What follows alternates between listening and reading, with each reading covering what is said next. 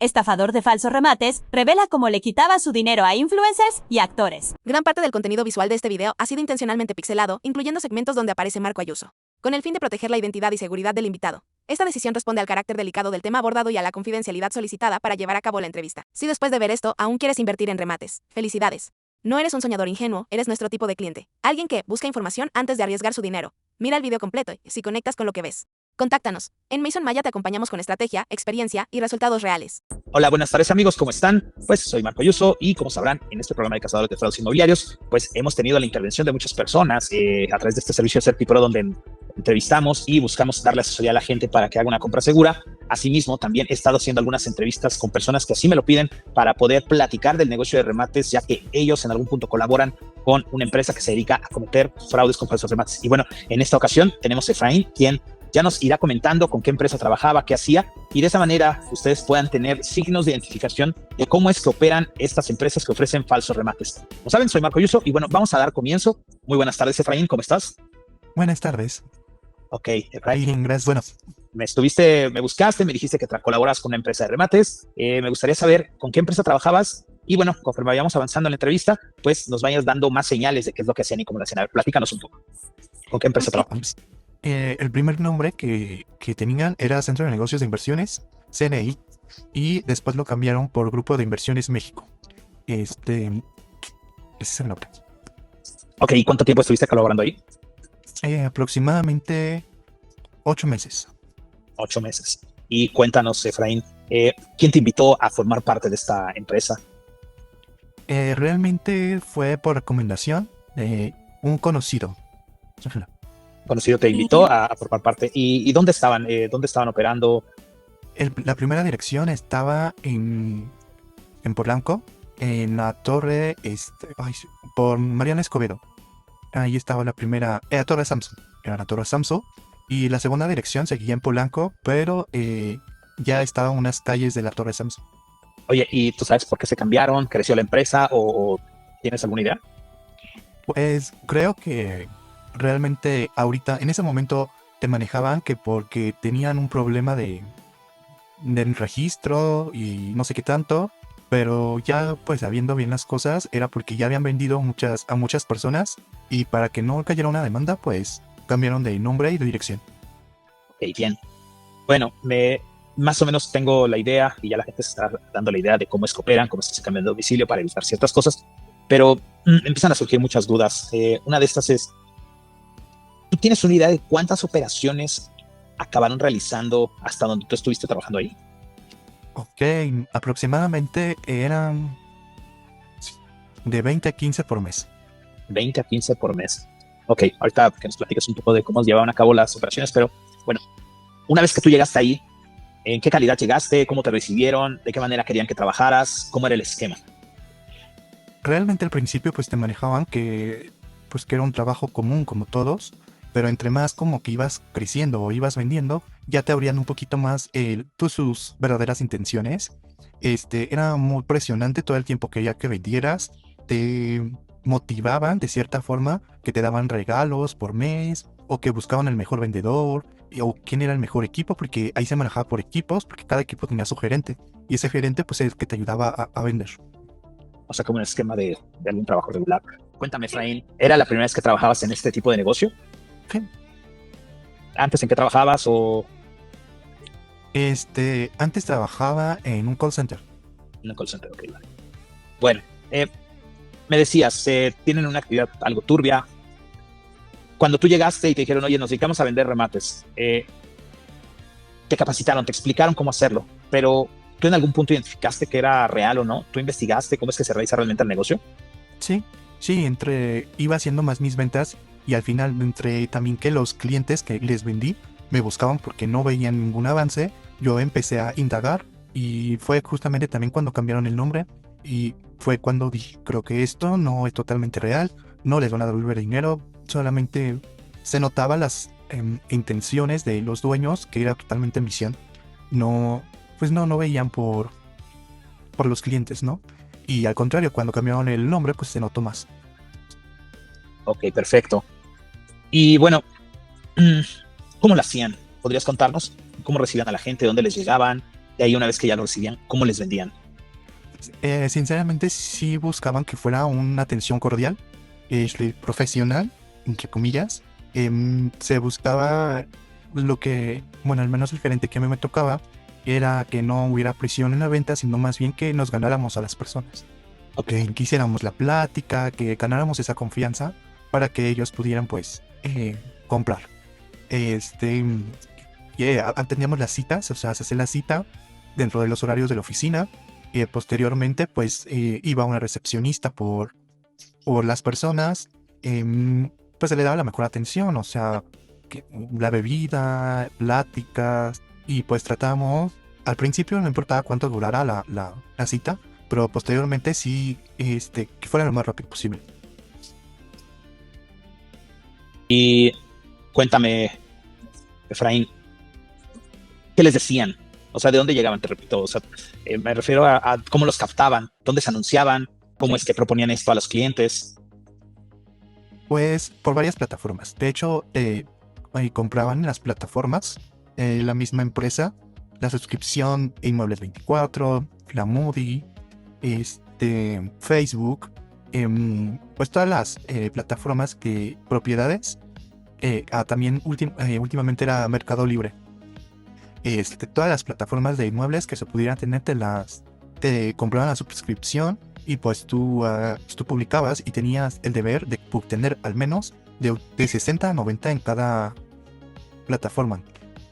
Entonces de ahí encontramos a los clientes. Ya las últimas veces las últimas veces que yo estuve, nos decían que más bien vendiéramos de los estados.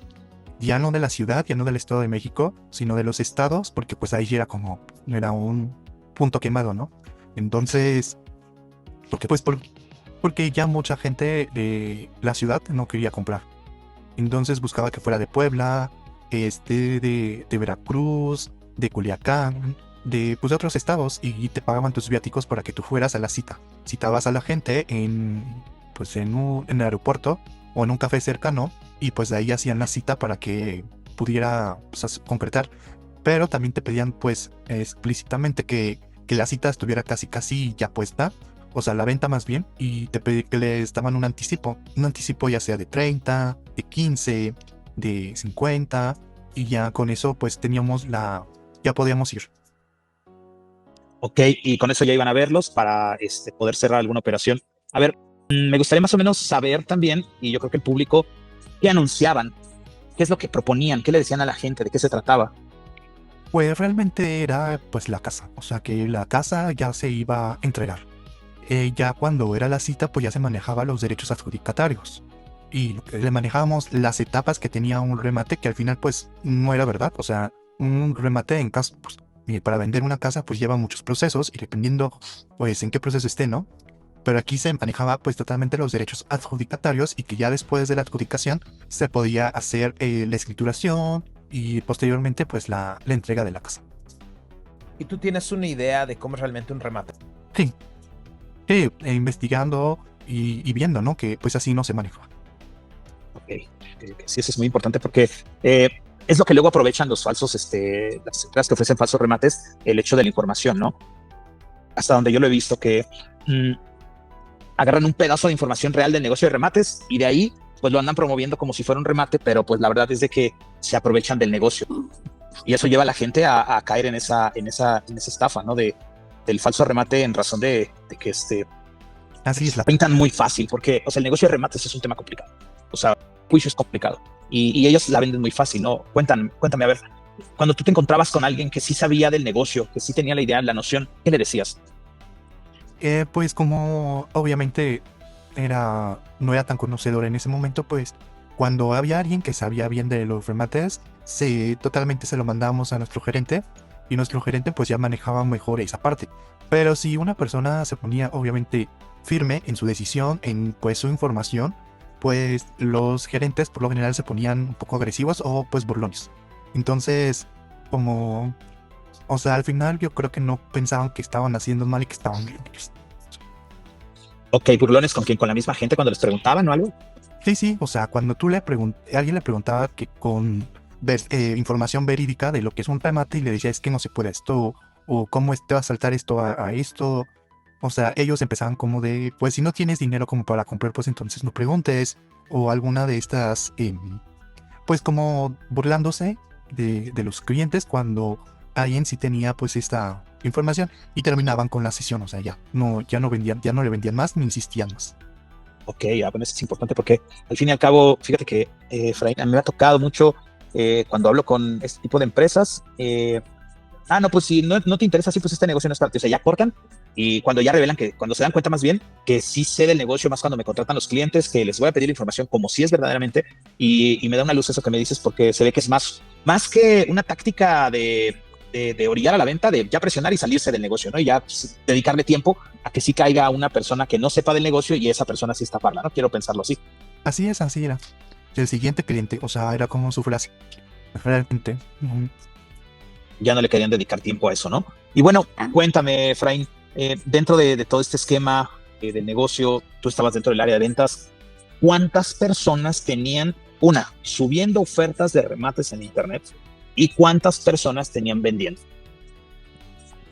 Ok, ¿cuántas? Realmente el mismo vendedor era el que subía las publicaciones. Ajá.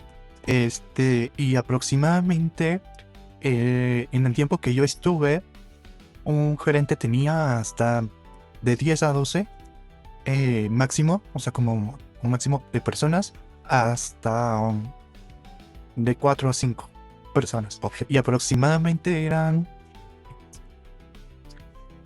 como 6 equipos. 6 equipos, o sea, en total como unas 30 personas, Sí, un poco más. un poco más. Y que sí, además, ¿no? Que Bueno, déjame interrumpirte en esto. Amigos, estos son los tipos de, esta información es de gran valor, ya que nos da una noción de que es una organización muy grande que está subiendo anuncios, que está publicando, que busca que se caigan las estafas. Ya nos comentaba Efraín que hablamos de 10 a 15 operaciones al mes. Nada más antes de continuar este comentario, Efraín, más o menos de cuánto era cada operación. ¿Cuál era el monto mínimo de una operación? 180,000 pesos, el mínimo. Ok, ves. Bien, con este dato estamos hablando de más de 2 millones de pesos al mes que estafaban para continuar con su operación. Entonces, con esa cantidad, esa ganancia, pues lógicamente iban a buscar estar en varias posiciones importantes. Ya nos comentaba Efraín que se encontraban en Polanco. Esa es una señal, pues, que le presta a la gente a caer en este tipo de redes porque, pues, mira, están en una oficina muy bonita, ¿no? Cuéntame, que esta es una duda que me surge del centro donde operaban, Efraín. ¿Era un coworking? ¿Era una oficina para ellos nada más? ¿Rentaban en estos espacios compartidos? ¿Cómo era el lugar donde estaban operando? En Torre Samsung sí era un coworking. Ahí sí había pues muchas oficinas. En la segunda oficina sí era una oficina solamente para nosotros. Había más oficinas de otras cosas. Creo que también había un despacho de abogados. Había algo como un spa. Y nosotros, y no recuerdo si había más, pero eran como... Cada piso tenía su oficina. Y en algún momento, ya casi cuando me fui, se pasaron rentaron dos lugares, dos oficinas. O sea, 2 pisos, pues. O sea, iban creciendo cada vez más. Sí. Sí, es una red. ¿De qué manera estaban organizados? ¿Había jerarquías? ¿Había una estructura? ¿Había jefes de la empresa? Cuéntame. Eran 2 jefes o 2 socios. Y de ahí, pues había un gerente comercial. Y luego estaban los otros que eran coordinadores. Los coordinadores, y de los coordinadores, pues los vendedores. Y en la área administrativa, pues había más personas, que eran recepcionistas, secretarias, asistentes, etc. Y una vez que entraba dinero a una operación, ¿tú sabías cómo se manejaba? ¿Les pagaban a ustedes su comisión? ¿Ganaba algo el gerente? ¿Algo se lo quedaba el jefe? ¿Tú no sabes? Sí, había desde el primer pago empezábamos a ganar. Al principio nos manejaban que el segundo pago era totalmente para los derechos adjudicatarios, para el gravamen, para pagar el gravamen, y etcétera, y cosa. Pero el primer pago era para empezar a hacer pues todo lo que es administrativo, ¿no? Empezar con la demanda y mandársela al banco, pues todo el rollo que te echaban. Entonces, al principio sí nos daban una comisión de eso, y nos decían, si entre más ustedes sacan en el primer pago, pues más les va a ser más grande la comisión. Ok, vale. Ahora, profundizando en el hecho de la operación, una persona llegaba y le decía, me interesa esa propiedad. Les daba el anticipo. ¿Le mostraron algún tipo de documento? ¿Revisaron algún tipo de documento? ¿Tenían sentencias o demás? Sí, había sentencias, había adjudicaciones. También lo que tenía esta empresa es que también tenían casas que sí eran verdaderas y que sí eran como de entrega inmediata. Entonces eso también ayudaba al cliente a tener confianza. Pues había bastante documentación, pero también había documentación falsa que ellos mismos sacaban y no sé cómo era el medio, pero que se veía totalmente real y lo enseñaban. Me tocó ver en una ocasión que editaban un documento, creo que era de un banco que tenía esa casa. Entonces, pues sí, hacían bastante todo tipo de fraude, pues hasta falsificar información. Ok, y en esa línea, ¿a qué bancos supuestamente le trabajaban? ¿De qué bancos obtenían la información? Todos los bancos, excepción BBVA, porque BBVA tenía su propia cartera de hipotecas. Entonces ahí era muy fácil que el cliente fuera y le dieran información de esa casa. Entonces nos llegaban a dar listas en donde no sé dónde las sacaban, que sí eran reales, pero pues cambiaban la etapa en donde estaban, ¿no? O sea, todos se manejaban con derechos adjudicatarios, pero pues las listas sí eran totalmente de casas que sí tenían una situación pues sí, de que no estaban pagando, etcétera. Entonces, realmente pues sí había información pues verdadera, pero no tanto. O sea, medias. Sí, y fíjate, Efraín, en algún punto, hace como un mes subí un video de una entrevista que tuve con una empresa defraudadora, hablaba con ella, me acusó de violento y le decía a la gente, bueno, y empezaron a comentar mucho el video, ¿no? De que, es que te pones muy violento, que no eres diplomático, miles de cosas, ¿no? Y les digo, es que detrás de ellos hay una serie de capacitaciones, de información, para que en algún punto siempre quede la duda, para que el cliente diga, sí, contraté al abogado para evitar caer en un fraude, pero no, fíjate, no me quiero perder la oportunidad, y aún así los lleva a caer en los fraudes. Entonces, por eso soy muy fuerte y contundente. ¿Qué hacían ustedes cuando alguien les decía, no, es que sabes que eso es fraude? Sí llegó a tocarte algo así. Más bien primero, y de ahí, ¿qué les decías o qué te decían que les dijeras? Pues simplemente que ignorara, que bloqueara, ignorara, que no me peleara. Si no quería decirles nada, no, que ya no siguiera, que era la información que me habían mandado, que solamente yo estaba pues, vendiendo. Y eso es importante para el público, porque me imagino que no solo te dijeron, vende remates, esta es la información, sino que te prepararon, ¿no? O sea, tú prácticamente, ¿cuánto tiempo estuviste? Y de ahí, ¿qué tantas preparaciones tuviste? ¿Y qué tanta preparación tenía todo el equipo para poder convencer a la gente y llevarlos a caer en esa estafa? Pues mira, yo realmente no siento que haya mucha preparación. Simplemente te daban como esta parte de manejarte la mente, de que pues, tienes que ganar dinero y al final pues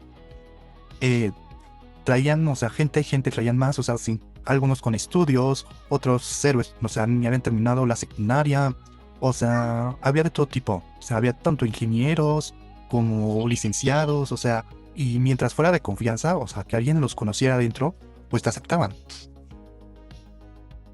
Que esa parte es importante. O sea, sí había abogados. Sí, había abogados, en donde yo estaba había abogados. ¿Y ellos qué hacían? Me imagino que estaban dentro del área de ventas, pero eran abogados. Eran abogados. ¿Has encontrado ofertas de remates bancarios en internet y no estás seguro de su autenticidad? Conoce nuestro servicio Remate CertiPro. Con este servicio realizamos un análisis para asegurarnos de que las oportunidades sean legítimas y reales. Nuestro equipo de expertos revisa cada detalle del remate que viste, desde la legalidad de los documentos hasta la situación de la propiedad. Así podrás invertir con confianza y seguridad. Muchos clientes ya han probado Remate CertiPro, han invertido de manera segura y otros se han salvado de ser víctimas de fraude. No arriesgues tu inversión. Usa Remate CertiPro de Mason Maya y asegúrate de que cada oferta sea real. Contáctanos hoy y recuerda, visita www.mason.mx para más información. Abogados que estaban en el área jurídica y pues hacían todo esto para que la empresa funcionara legalmente, entre muchas comillas. Ok, ¿había expedientes de esos abogados, que también es importante? No sé cómo. O sea, un juicio, o sea, ellos decían, te vendo un juicio, es un bien adjudicado, hay un juicio y hay papeles de ese juicio. ¿Ellos llevaban los juicios o no existían esos juicios? ¿O nada más que le daba información a las personas? Los abogados realmente no se metían como vendedores a menos que fuera una venta difícil. Entonces, si existían juicios, no los llevaban ellos, eran juicios que no sé de dónde conseguían, pero los enseñaban. Ok. Sí, esta información igual es muy relevante porque quisiera entender si es que sí maquillaban o de qué forma maquillaban todo esto para llevar a la gente a caer, ¿no? Eh, Sí es. el tiempo que tú estuviste, ¿tuviste alguna entrega real de alguna casa, un desalojo o algo? Sí. Ok, Realmente fue por fuera. O sea, solamente nos mandaron las imágenes o fotografías de esa casa que ya estaba desalojada y que la vendieron. esta casa estaba desalojada, pero ¿tuviste que ellos hicieran el desalojo o solo les dijeron, ¿sabes qué? Véndanlo como si fuera un desalojo? ¿O había evidencia de que habían hecho el desalojo? Realmente no sé de dónde sacaron o cómo se manejó esa casa o cómo la compraron. Bueno, fueron como 3 casas que yo vi. Pero al final no supe si ellos hicieron todo el proceso, que no creo.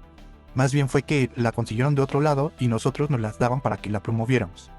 Y sí, era real. Y sí, pero su costo evidentemente era un costo normal, como de comercial. Y pues así se manejaba, pero no creo que ellos llevaran el proceso de desalojo ni Y nada. preguntaba más a A la... la idea de que de alguna casa que se haya vendido dentro de la empresa se haya entregado a algún cliente. En lo que yo estuve, no.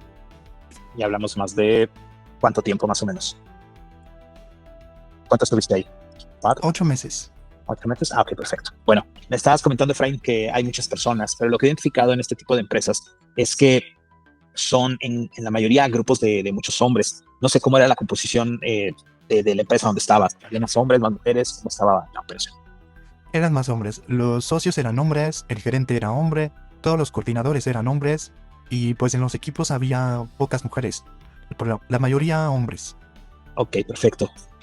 Mm, dices que durante todo el tiempo que tú estuviste no hubo ninguna entrega, pero quejas de gente que haya dicho, ¿sabes qué? Mi contrato se venció, quiero que me entreguen la casa. Sí, mis clientes, a los que yo les vendí, todos, pues, tenían esa incertidumbre, ese miedo, ¿no? De perder su, su inversión, su dinero. Todos ellos fueron, pues sí, fueron engañados, Sí puedes llegar a esa conclusión. ¿Por qué? porque ninguno le entregaron nada. Hasta donde yo sé, ninguno le entregaron. Un cliente, le iban a entregar dinero, pero no le entregaron. Cuéntame, ¿qué les ofreciste? A ver, recuérdame alguna de las ventas que hiciste. ¿Qué le vendiste? ¿Dónde estaba? ¿Cuánto valía? Y como cuánto valía realmente. Este, pues por lo general era como entre 900 y 1,5 millones el total. Y pues les ofrecía lo que son los derechos adjudicatarios, que iba a ser de un año, que era el contrato de 365 días hábiles, de un año a un año y medio. Se les entregaban. Se supone que había llamadas de atención jurídica para decirles cómo iba el avance, porque realmente creo que les engañaban, porque le decían que sí, ya iban a hacer tal cosa, y pues no era cierto. Y más o menos cuánto valía realmente la casa. Real, una casa, por ejemplo, pues de 1,5 millones que lo vendíamos, pues valía 5 millones, 6 millones. O sea, era muy difícil. O sea, creo que más bien hay que tener como esa lógica de que pues ahorita una casa en donde sea, pues no va a valer menos de 2 millones, 1,5 millones. Entonces, y había, o sea, yo nunca llegué a vender, pero habían compañeros que vendían de 300,000 pesos, 400,000 pesos. O sea, cifras bastante irreales. Sí, porque al fin del día, una propiedad, conforme pasa el tiempo, sube de precio y las zonas importantes, pues cada vez vale más, ¿no? Yo he visto de casas en Oaxaca, en el mero centro de Oaxaca, en 1 millón, cuando en la realidad esas casas valen 7, 8 o hasta 20 millones de pesos. Los terrenos son muy grandes en el centro. Y, y cuéntame, ¿cómo era el trato con las personas que trabajaban ahí? ¿Cómo trabajaban? ¿Era de respeto? ¿Era un ambiente difícil? Cuéntame. Era un ambiente difícil, mucha competencia. Como que todos tenían miedo de que pues, obviamente existiera algo, y pues todos eran bastante, no sé cómo decirlo, competitivos, como querían pisar al otro. O sea, era un ambiente bastante tóxico. Y Y dentro de esto, Efraín, ¿tú, tú participabas de estas dinámicas? No, Más o menos, la gente que trabajaba ahí, ¿de qué edad a qué edad rondaba? aproximadamente había gente grande, casi de 60 años, 65 años, hasta jóvenes como de 27 en adelante. Ok. Ok, amigos, con esto quiero que tengan esta idea, ¿no? Hay muchas empresas de estas que ofrecen falsos remates que tratan de blindar o de dar una cara, decir, yo sí hago bien las cosas, pero realmente el grueso de sus operaciones son fraudulentas, no llevan juicios, no llevan procesos, no entienden los procesos, a sus vendedores nada más los tienen en esa idea de tú cierras operaciones, consigue el anticipo y con eso, ¿no? Y al fin del día, como ya nos comentó Efraín, pues se ve que no realizaron ninguna operación en concreto, solo hicieron firmar, me imagino, algún tipo de contrato. ¿Tú tienes la idea de qué es lo que decía el contrato que firmaban, Efraín? Sí, pues era un contrato de prestaciones de servicio al final. Entonces con ese contrato, pues, pues muchas veces se escudaba, ¿no? De que estaban prestando el servicio y no estaban vendiendo como tal la casa. Entonces, si llegaba una demanda, pues no había pues, un avance, porque pues era literalmente pues, una prestación de servicios. ¿Tú sabes lo que es una cesión de derechos, Efraín? Sí, ¿Y tuviste que alguna vez se firmara alguna? no. Ok, bien amigos, igual, esta información es muy importante porque la forma en la que se cierra un remate y que se realiza la transacción con el banco es a través de una cesión de derechos. Es el documento idóneo y adecuado para una firma de ese estilo. Cualquier otro documento diferente a este, pues en ningún momento te va a ceder los derechos y en ningún momento vas a estar comprando un remate. Simplemente, como bien ya lo comentó Efraín, solo contratas un servicio. Y bueno, Efraín, de todo esto que has visto, nos gustaría saber si sigues trabajando en esto. No, ¿Cuándo empezaste a tener dudas de lo que estaba pasando en esa empresa? pues cuando hicieron el cambio de nombre de la empresa fue y que empezaron las quejas. Fue ahí cuando me empecé bueno, no que sospechar, simplemente a saber que pues no estaban haciendo las cosas bien. Realmente fue muy difícil, pero más que nada también te metían miedo y pues también esa era como una decisión difícil, porque no, pues te habías metido en algo que pues no, para nada era moralmente bien. Ok, oye, una pregunta, Efraín. ¿Alguna vez estafaron a alguien famoso ahí? No, alguien muy conocido. ¿Un influencer, algún artista, cantante, futbolista, diputado? No, pero como que eso sí no querían que pasara. O sea, como que si era alguien famoso, si era alguien diputados y creo que militares, me parece, pero que por lo general decían que ese tipo de clientes no. Había una clienta, actriz famosa que quería una casa, como que con varios compañeros pidió formación, pero se dijo que no. ¿Y sabes quién era? Sí, era ¿cómo se llama? Sale con Consuelo Duval. Se apellidaba Garza, pero no recuerdo. Mónica Garza, no recuerdo, pero es que salía en un programa de Canal 2 con Consuelo Duval. ¿Cómo se llama? Lorena de la Garza. Ah, ok.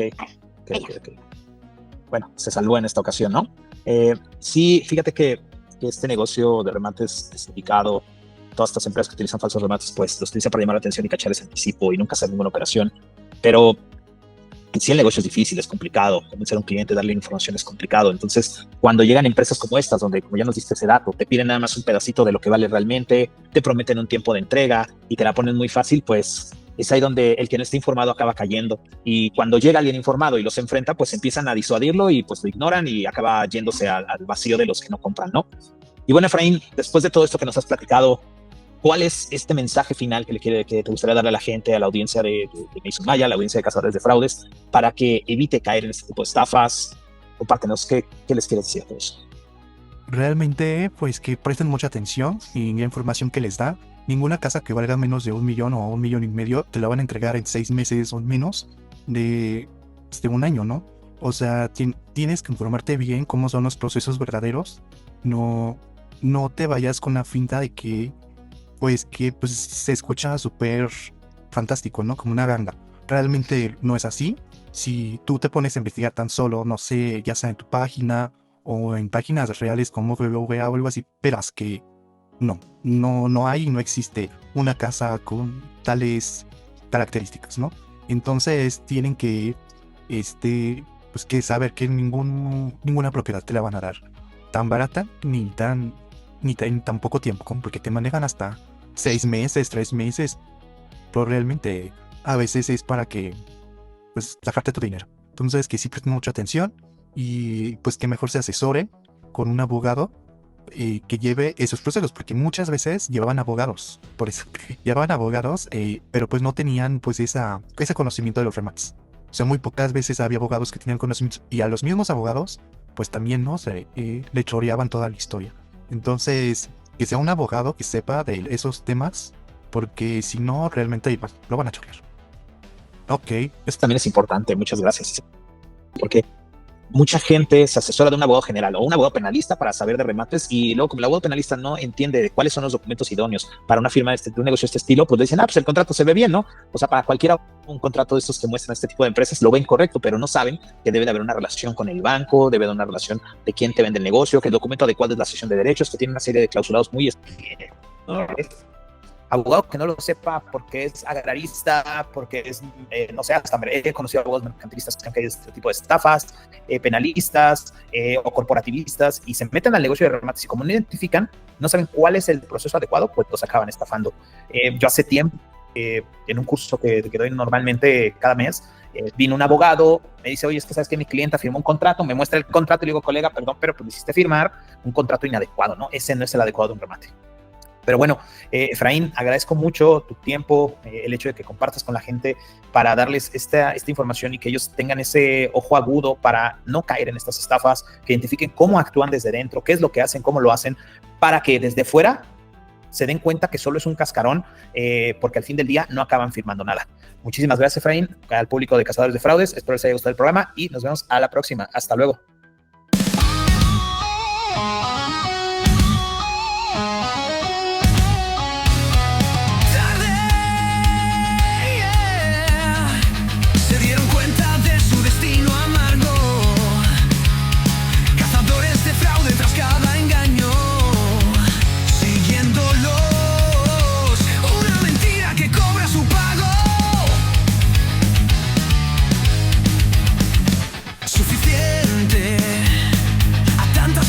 Ya les arrebataron,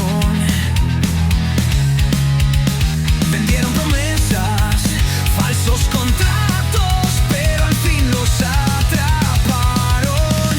No hay tiempo que perder, la estafa va a caer, las pruebas ya están sobre la mesa, nada que hacer.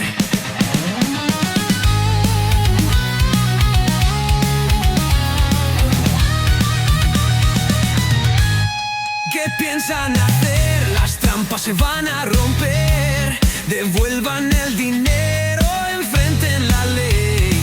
No pueden correr, no hay cómo esconder.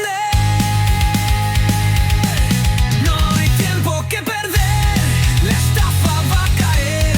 Las pruebas ya están sobre la mesa, nada que hacer.